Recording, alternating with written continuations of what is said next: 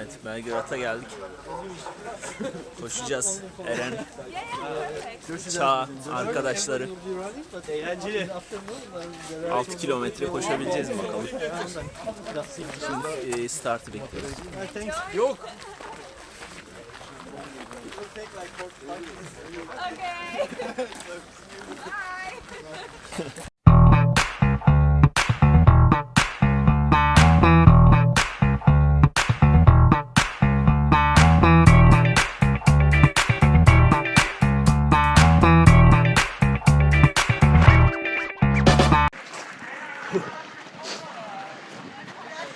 Evet, koşu başladı.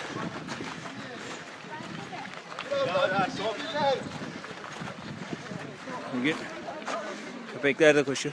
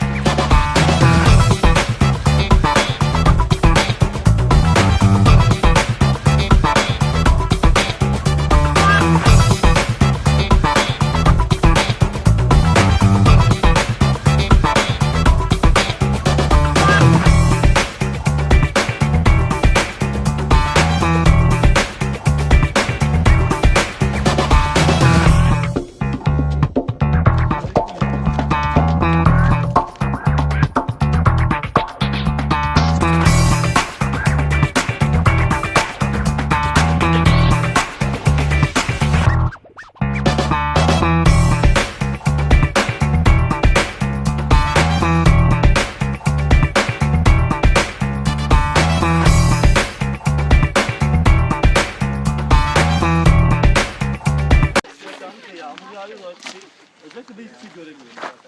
Evet, koşuyu bitirdik. Şimdi börek yemeye gidiyoruz. 6 kilometre.